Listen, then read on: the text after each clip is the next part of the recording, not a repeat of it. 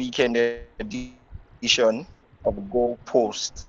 And today I am not alone in the studio. I have with me the brilliant Mr. Mayowa and of course another intelligent, colleague of mine, Mr. Temi.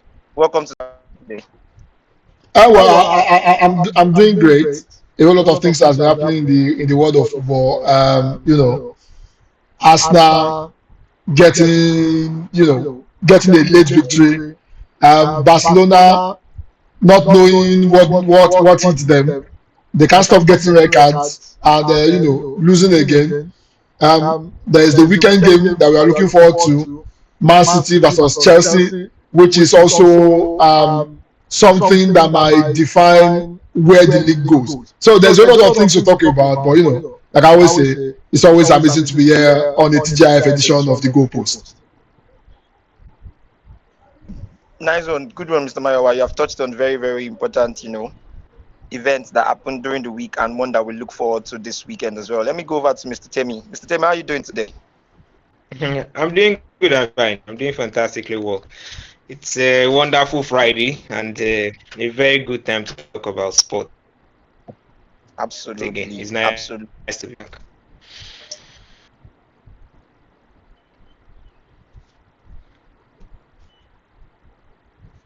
Great to have you guys here. So let's quickly dive right into it. I mean, during the week we had the first round of the quarterfinals of the UEFA Champions League. Amazing matches all round. I think it gave us everything that we expected and more. Mr. Temi, let me start with you. What do you make of the first round of the matches? Arsenal, Sporting, and Madrid and Bayern Munich. What do you make of those matches? Well, for Arsenal Sports, I'd say it is still an open game because as much as we enjoy football, there's also the bantering part. So I don't want Arsenal to progress for reasons best known to myself. So I think it's an open game considering the fact the man of the match was the guy of Arsenal, and I think it just tells you how the context of the game was. And hopefully the second leg can surprise. While Bayern Munich versus Real Madrid, the tie has ended. Madrid are heading home. If you cannot win in your house, I don't see how you want to win from your house. So I think it's a good game. Madrid versus Bayern has progressed. As it's still an open game.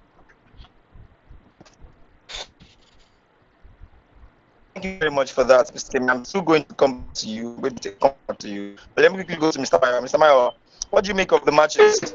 Arsenal versus Sporting and Madrid versus Bayern. Please go ahead. Exactly to Madrid match. And how do you think?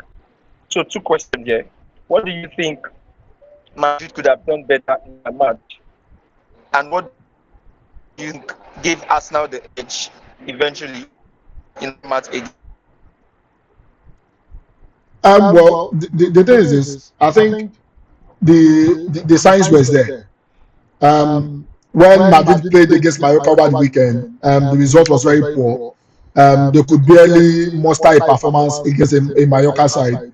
The jury is still out on Arbeloa. Arbeloa does not seem to have the capacity or the strategy to be able to take the team forward. It seems much of the results we are seeing from a Real Madrid side is more of an individual performance, not a team performance. And for me personally, I've said it consistently, I think Arbeloa is out of his depth, and that is the reason why we are seeing that particular result. They are going to the Allianz Arena. It's a very difficult place to go to. However, we've seen Bayern Munich cave under pressure and lose viable lead and end up losing games. So Madrid, you cannot write them off. They might try to come back in the second leg, but I find it very, very difficult. For the Arsenal game, like Temi said, David Raya was the savior. They removed David Raya from that particular game. Probably Arsenal would have under a lot of goals. However, no matter what it is, what matters is, they go back to the Emirates Stadium, with a lead. Yes, a slim lead, But I mean, that leads give them a lot of confidence. So I mean, the two teams, they have one leg in the second, they have one leg in the semi-finals, but the second leg will probably determine where the pendulum finally swings.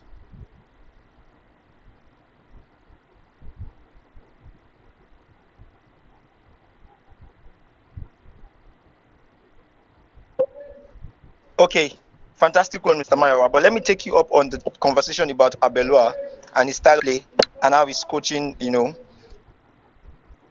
system has worked so far in Madrid. Do you not think he actually fits into the Madrid system, considering the fact that after Xabi Alonso was sacked, he has actually won quite a number of games? What do you think, or who now? Let me ask, who is the coach that you think will take Madrid to the promised land? If Abelua has, juice, which coach do you think Madrid can get to, save them at this point? Considering the fact also that Zinedine Zidane, there are talks of Zinedine Zidane, staying up for the French national football team, and said to them after this World Cup. So, which coach do you think Madrid can get that can actually take them to the promised land? Well, for me, I think the thing is this: for the Abelua issue, I think it's more of the experience. I don't think he has enough command to be able to take the team further. However, remember, it's more like a stopgap coach. It's not the preferred choice, right? I think if you are looking at people who probably have the capacity to be able to take a Real Madrid side forward, you probably be looking at the likes of maybe your Thomas Tuchel of Chelsea. A whole lot of people have been talking about Pochettino coming. However, there's the Barcelona link there, and a whole lot of people don't want a Pochettino to be part of the coaching crew. I think any coach that will take a Real Madrid forward will probably be a much more experienced coach. I'm not sure if Zidane will be written off finally, because I mean it's just a speculation that will probably take over from Deschamps. He has not signed any agreement with the French national team. We don't know if that will pull through. If that deal does not go through, then we'll probably see a Zinedine Zidane come back to a Real Madrid at the moment. Okay, thank you very much, Mr. Amayowa. I'm going to come back to Mr. Temi. So you mentioned that it's a sealed deal, Bayern Munich versus Madrid. But if you are a Madrid star, or if you are Abelua right now, what exactly do you think you would do differently going into the next leg of that match? How do you think Madrid should approach that match if they want to win at an Alliance Arena that has proven to be a fortress for Bayern over the years? What do you think you would do differently if you were Abelua? Well, the thing is, Madrid are losing already. How bad can it get? So I think the only feasible option they have is just to go all out, attack, you understand, use the best of the best players. Bellingham is back from injury, so definitely is going to be starting the Vinicius, you have Mbappe, you understand, just line out every single star that you think you can and see how they can muster the game. But the thing about Abelua is this, and the thing about Madrid is this: they are a team that have gotten this mentality of not being tactical. They don't want to be tactical. They don't want to be given instructions on what to do. They don't want to be given positional play. They want to be given freedom. And this is one of the reasons why they did not agree with Xabi. Xabi did not seem bad, let's be honest with ourselves. Madrid were not that terrible under Xabi, the way the narrative was painted. But there were a lot of players that were not agreeing with his tactical setup. They were not agreeing with the positional play. You could see him playing Valverde as a right back. Under Xabi Alonso, Vinicius didn't score as much. You understand? He was struggling. Mbappe was banging in goals left, right, center. But then they got in Abelua. Abelua just gave the players freedom. No proper tactics. The match against Bayern Munich, you could see Vinicius and Mbappe. The both of them were staying on the left wing. They were both battling on the left wing, leaving the 9th position vacant, simply because he just gave them freedom. Go and play. And in Champions League football, it's gotten to a point point whereby freedom is not enough. They need tactics. You need tactics to win games like this. That is why you see that Bayern Munich were able to edge them in the first half, because there was tactical. The game took a twist when Bellingham came in, and then Musiala came in for Bayern. Musiala lowered Bayern's momentum. Bellingham upped Madrid momentum. But for the second leg, I don't really see much that Abelua can do, because he's not a tactical coach. He's not a technical coach. He's just a coach that gives the player freedom, that gives the player vibes. You understand? So I just think that is what he's going to do. He's going to put in the guys, psych them up, tell them you are Madrid. You guys make up Madrid. You can do the comeback. The Ramontada, even though they tried it last season, it didn't work. So maybe they'll want to try it again and see if it is going to work this time around. But for Bayern Munich, it is their home, and they'll be noisier. The noise will be louder for Bayern, and it can be intimidating, because Bayern Munich got intimidated at some point, because when Madrid got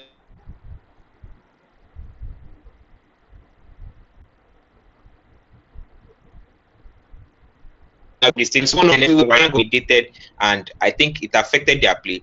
So, but Madrid going to the Allianz Arena now will play in Bayern's favor, and considering the fact that they are 1 goal up, they will have 13 men to play the game, and I think all Abelua needs to do is line the guys, just psych them up, nothing more, because it's not tactical. Thank you very much. You actually touched on very, very important things that I think that we should look into. The presence of Jude Bellingham. Watching that match, Madrid versus Bayern, you see how that when Bellingham came in, there was actually an elevation of Madrid's style of play. Do you think that Bellingham is pivotal to the next leg of this match? And quick one on Arsenal versus Sporting, you said it's quite open. In terms of the quality, I know that recently Arsenal's quality has been called into question, considering the fact that they lost out in 2 competitions back to back. But do you not think that Arsenal have the quality to edge out Sporting Lisbon? Or how exactly do you think that Sporting Lisbon would approach the match in the next leg?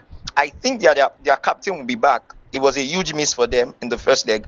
So how do you think that Sporting would approach that match? And do you not think that Arsenal's quality can edge Sporting eventually in the next leg? Okay, so first and foremost, yes, Bellingham is very crucial to Madrid, but I said something in one of our meetings that in as much as Bellingham is very integral, he's very important. He shouldn't start the next match, because there's a difference from coming from the bench. When he came from the bench, he already saw the lapses. He saw the space in the midfield. You understand? He saw where the errors are. He saw what was missing, the missing link. So him coming from the bench after reading the game, he knew exactly what to do. You understand? That was why you saw that he came in to change the game. So imagine if he had started the game, it would have been a very difficult case. So for me, I'd say, yes, it's very crucial. The return leg, I know they're already 1 goal down. They want to go all gun blazing. But when you have somebody like Adagula in the team, it is going to be very difficult for you to field both Adagula and Bellingham. And I think that is where the issue is now for Madrid at the moment. Lining both Adagula and Bellingham. So if they are going to start Bellingham, which means that space, because if they are starting Bellingham, he wouldn't operate as a box-to-box midfielder. He would want to play as a false 9. Eventually, you see him wanting to run into the box, and that's pattern, you understand, wouldn't work against Bayern. You understand? So I just assume he comes from the bench again. You understand? Try to change momentum. Madrid should just try as much as possible to keep it tight for the first half, and then go on all gun blazing for the second half, just the way they did. And for Sporting Lisbon, it's the UEFA Champions League. This is a competition that we like a lot. This is a competition that we love due to the surprises. So it's not just about quality of players. You can have the quality of players and still lose to a low side. At least Bodo has shown us that they defeated almighty Manchester City, defeated Inter Milan. In fact, they have some of the giants in their pockets, and yet they are a low quality side. So in terms of quality, I would not say that Sporting have less quality, because they've been performing really very well in the Portuguese league. So they gave Arsenal a run for their money. Let's be honest with ourselves. And I think now that they are 1-0 down, they will just go all out for it. And we know Arsenal to be a side that they can crumble under pressure. You understand? And they've shown that in their last two matches that they can crumble under immense pressure. And if Sporting Lisbon go there with an intent to win, the way they did against Bodo, because they lost the first leg against Bodo, I think 3-0. And then the return leg, they realized that, you know what, we are 3-0 down already. What's the worst that can happen? And then they went all guns blazing and they won 5-0. So that can also play in the case of Arsenal.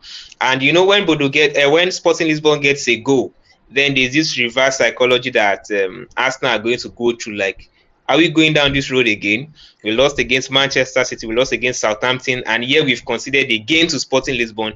Are we marching out of the UEFA Champions League? So it is going to be more of a mental, a psychological tussle, but I think Sporting Lisbon are going, like you said, their captain is going to be ready and all gun blazing. He's going to psych them properly, and then that's why I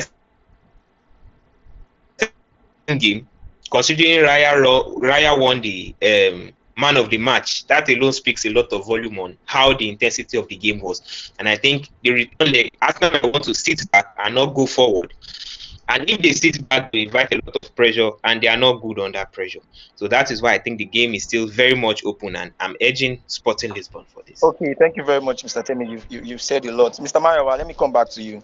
Yeah. Temi mentioned that Madrid, they are not tactical. Players do not want to listen to instruction. And talking about players not listening to instruction, we had the situation with Lamine Yamal over the weekend before this match against Atletico Madrid. But let's quickly touch on Bayern Munich versus Atletico Madrid. No, I said Barcelona versus Atletico Madrid rather. Atletico Madrid won that match by 2-0. We can say thanks to a red card on Pau Kubasi. What exactly do you make of that match, Mr. Mayowa? Well, I mean, the thing is this. It was a game of about 44 minutes with Barcelona playing so well. The moment the red card came in, you could see the momentum swing back to Atletico Madrid. And even at that, they were playing one man down. They still had enough possession to be able to hurt, the Atletico Madrid side. Not until Soloth came in. Remember in that particular game, our own Adnan Lukman was substituted off in the 59th minute, and when Soloth came in, he was able to get the second goal that probably killed off that particular game. If Barcelona were much more clinical in front of goal, probably they would have gotten one or two more goals. Even at that, they created a lot of chances. They didn't allow that one man down to peg them down the way they were playing. So for me, I don't think it's done and dusted. Remember, this was the first time Barcelona and Atletico Madrid are playing in the cup game, the Spanish cup game. Atletico won the first leg 4-0. The second leg, it was all Barcelona. If they had accelerated that game for another 5-10 minutes, probably if Barcelona would have forced that game into a penalty, extra time, probably even win that particular game. So if you look at the totality of the game, Barcelona actually played much more better than Atletico Madrid. What Atletico Madrid did was they took advantage of the red card, because the first goal came as a result of the red card. The free kick result that resulted from the red card, delivered the goal, and they were a bit much more disciplined in terms of defending, and they were able to hit them on the counter to get the second goal, and that gives them some breathing space going into the second leg. But if you look at how Atletico Madrid has fared so far against the Barcelona side, I think the second leg is far from over. I think a Barcelona side might probably do a remontada and probably come back and probably get to the semi-finals in the second leg. Okay, thank you, Mr. Mayowa. You actually, the last point that you made about the remontada, I was going to ask if you think that Barca could actually do a remontada, considering the fact that in the Copa del Rey, in the Copa del Rey, but now in the Copa del Rey, the first leg was played at the Wanda Metropolitano, and then the second leg was played at Camp Nou. But right now in the Champions League, the first leg was played has been played in Camp Nou, and then the second leg has been played at the Wanda Metropolitano. And the second leg is going to be played at Wanda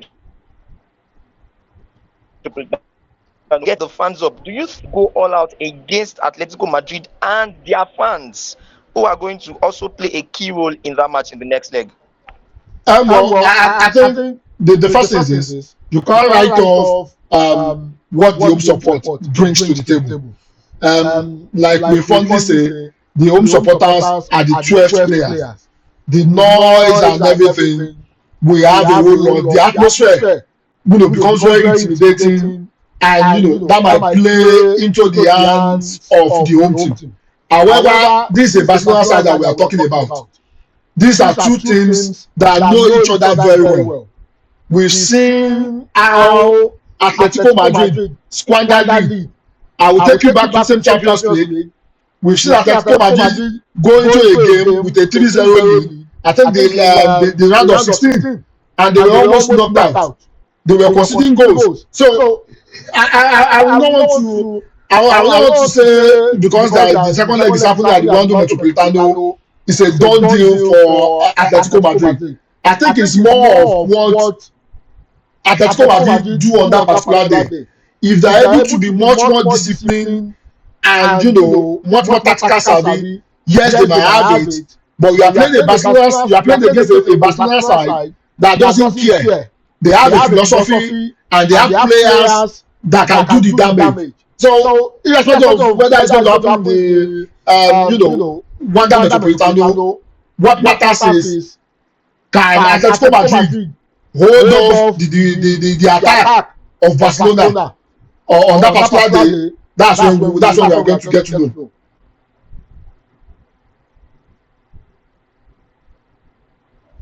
Very well, thank you, Mr. Mayowa. I have also mentioned that the instability of Atletico Madrid might be an issue in the next leg against Barca in the Copa del Rey.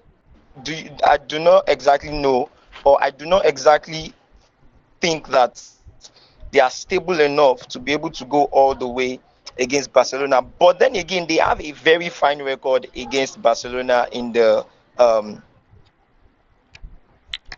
in the Champions League. They've eliminated Barcelona in the Champions League before, and they're looking to do it again. So let's quickly go to PSG and Liverpool again this season. Last season, PSG had quite a slow build into the Champions League, and they were eventual winners of the Champions League. Mr. Temi, what do you think of that, and what do you think they can do better in the second leg?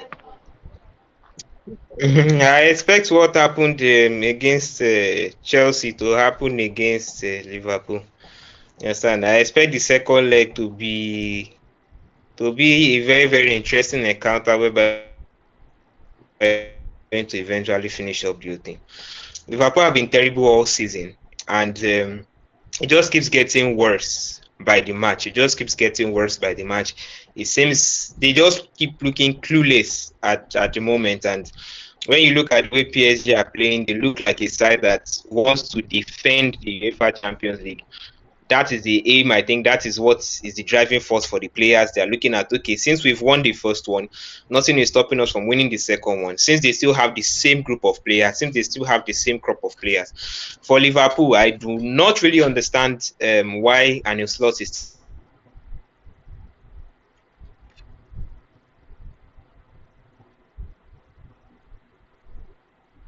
there making runs, is there troubling the defense. But the Salah we see this season just looks uninterested in affairs of the match. So I don't really see him influencing the game against Paris Saint-Germain. I don't see him bringing a spark or bringing the spark to the game, and I don't see the outcome of the game being different, even with the inclusion of Salah in the second leg. Okay, thank you very much, Mr. Mayowa. Over to you. Talking about PSG versus Liverpool and the absence of Mo Salah in that match in the first leg, do you think that the present Mr. Temi has already said he does not think that the presence of Mo Salah will cause any difference in the second leg. Do you agree with that take, or do you oppose this take? What do you think? Well, the thing is this. I think Temi is very correct. Mo Salah, for a lack of better word, is a shadow of himself. He has not contributed anything fantastically to that particular Liverpool side. And it's not a Mo Salah issue alone. I think the entire Liverpool team, they've been playing poorly all season. So, irrespective of whether Mo Salah is present or not, I think it doesn't affect, the overall outcome. The PSG side, they outplayed a Liverpool side. The Liverpool side did not get their bearing. And, you begin to ask the question, how do you justify spending over 540 million pounds and you are not getting results? It shows that the buys that Arne Slot had made did not work out. Because if you go back to last season, majority of the players that that were responsible for what Liverpool won, they were Jurgen Klopp signing. This season, majority of them have left. Diaz left. Jota tragically passed away. Darwin Núñez is no longer there. Alexander-Arnold left. Avi Arnold was sold. About 5-6 players, they were very instrumental in that particular run. Whom Jurgen Klopp signed already left. Now we have a proper player which Arne Slot has spent money on, and they still cannot gel. So yes, Salah has his own fault. He has dropped in form. He has not been doing well. But the entire team itself, they've not played to the required standard, to the standard that I expect from the Liverpool side, and that's the reason why we are seeing the poor result. As far as I'm concerned, I think the second leg they will get beat again.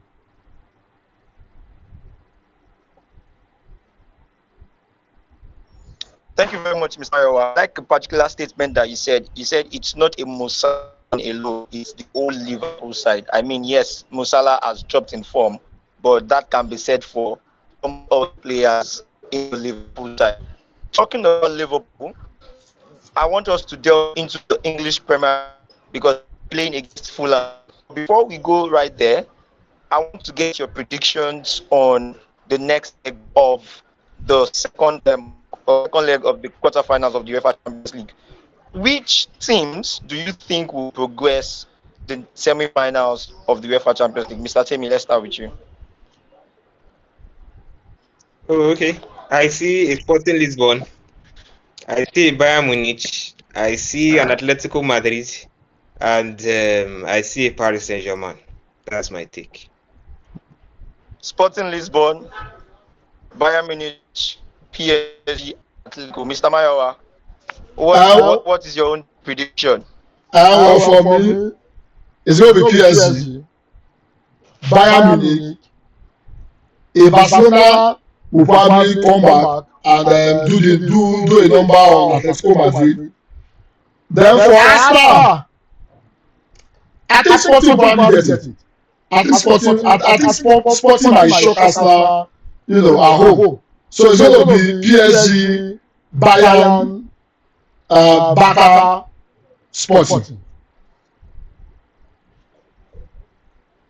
Wow. Nobody has faith in us now. Wow. That's shocking. But, I mean, let's see that's football. Let's go to the second leg as in store for us. Speaking about Liverpool, the Premier League is this weekend, and Liverpool will be taking on Fulham in this weekend. And just yesterday or day before yesterday, Andy Robertson said that he will be leaving Liverpool at the end of the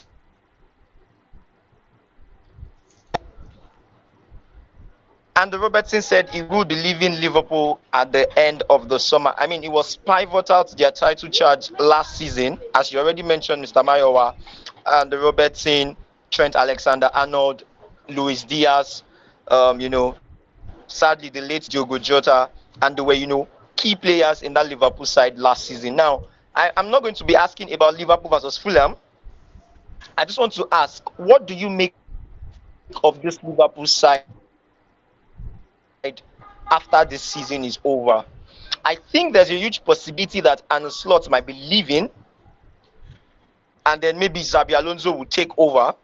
And now that Andy Robertson has also said that he is leaving at the end of the summer, what do you also, they've brought in, this season they brought on players like Florian Wirtz, Alexander Isak, Milos Kekes, Frimpong, but Ekitike, but those players have not exactly lived up to the expectation and the hype that has surrounded them in their previous clubs. What do you make of this Liverpool side after the season?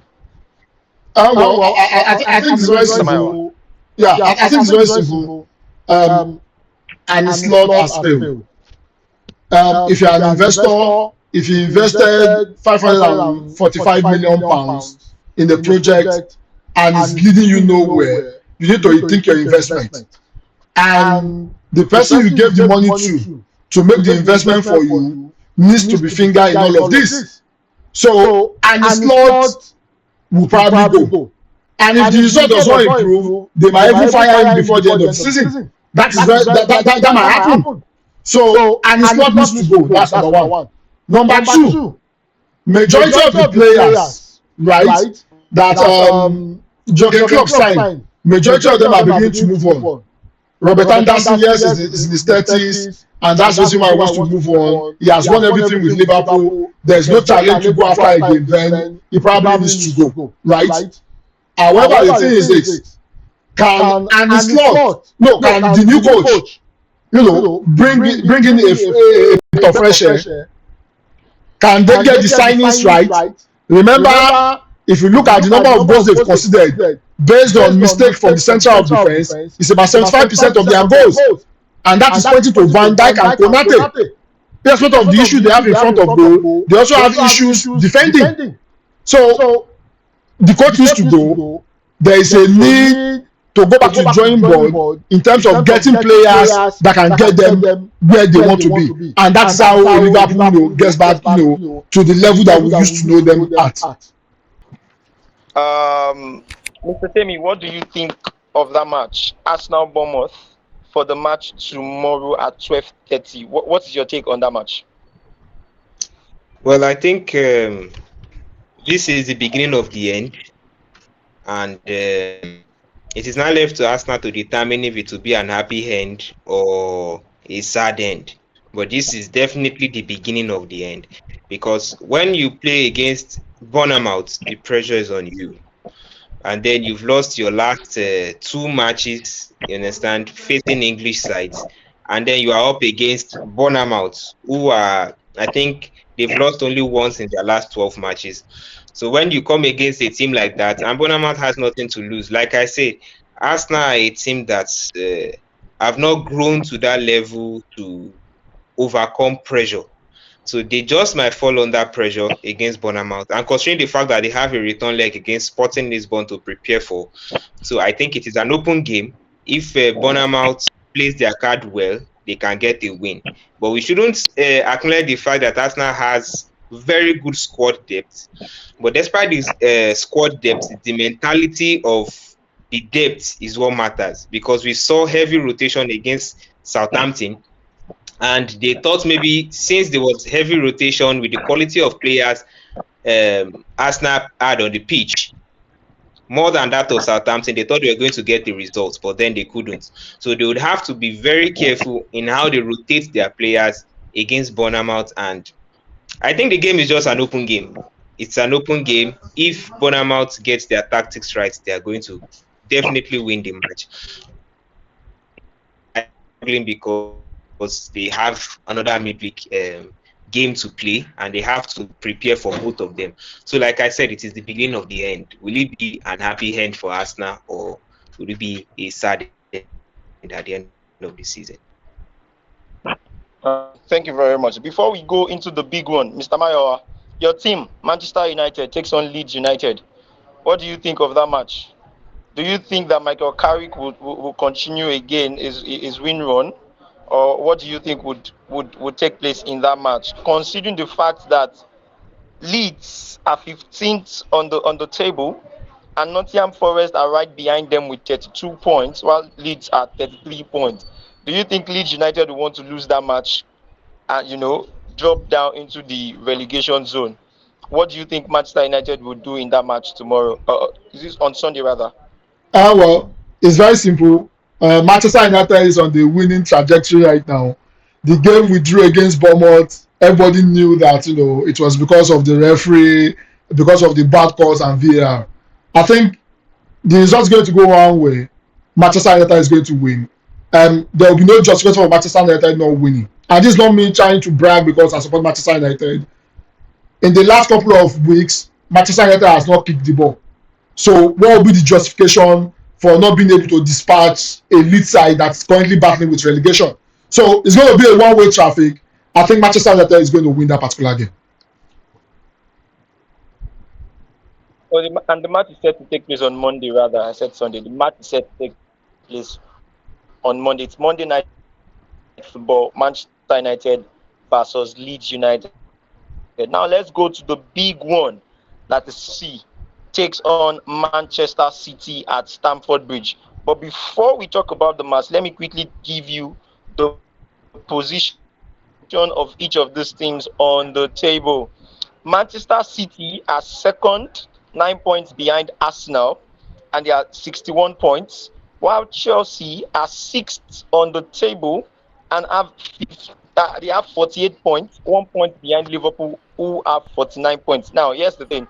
Following Arsenal's win against Sporting Lisbon, it has now been confirmed that 5 Premier League teams will be qualifying for the UEFA Champions League next season. As it stands, Arsenal, Man City, Man United, Aston Villa, and Liverpool are the teams that would qualify for the UEFA Champions League if the season ends like this. Hello? Adeyemi, you're a Chelsea fan. Yeah, Now, mo do ń bọ̀ you o. think Táyà ti gbé ṣo, mo will sáré happen change in that táyà o, mo ń match? bọ̀ o. Do you think Chelsea Ẹ má can lọ go ẹbí sí, mo ń all bọ̀ the sẹ́. way against Manchester City, or do you think Ẹni that they will do a Tottenham and allow Man City to go all the way and ensure that their London rivals Arsenal still has a lot to play for in trying to clinch the trophy? What do you think will happen in that match?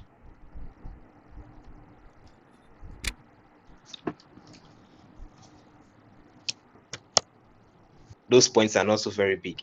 But against Chelsea, I do not really see Chelsea winning the game, but I see them putting up a fight.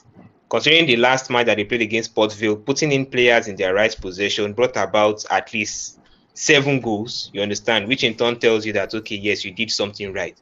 So I think he's going to keep that same lineup, keep that same idea, you understand, against Manchester City. But the problem with Chelsea now is they don't have a very good defense. You understand? And when you are coming up against someone like Doku, someone like Sheki, someone like Haaland, you understand, having Mamouche, Savini, you understand, these are that have enough quality and just a little bit of space enough to hurt you. So I see Manchester City taking it. Definitely they are going to beat Chelsea and put the hits on Arsenal. That is if Arsenal are able to beat Bournemouth. So if Arsenal are able to beat Bournemouth and then Manchester City wins, then the Premier League is become very much more interesting. But I see Man City taking the lead. Okay, considering the fact that you actually see, let me follow up with you. Man City defeating Chelsea. Now, do you think that Chelsea will eventually qualify for the UEFA Champions League following this run, following their next run of fixtures? And so, as I have said, 5 teams from the EPL are to qualify for the UEFA Champions League. Do you think that Chelsea will eventually qualify for the UEFA Champions League?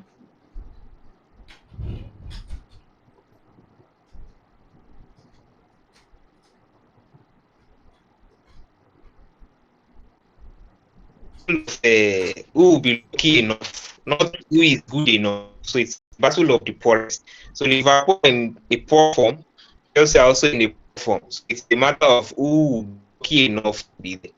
I do not see Chelsea edging it because Chelsea still have people like Manchester United and the ahead of them in their next fixture. And these are matches that the current Chelsea, I don't think they are capable of them.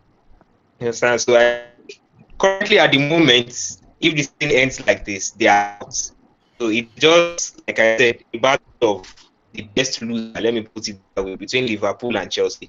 So I wouldn't rule out, I would have ruled out Chelsea not qualifying. But then I remember Liverpool also. So if you expect Liverpool to win, they will lose. And if you expect Chelsea to, so it's still a tussle at the moment between the best losers among them. And it's an open one, you understand? I would say Chelsea will not qualify, but then I remember Liverpool are terrible.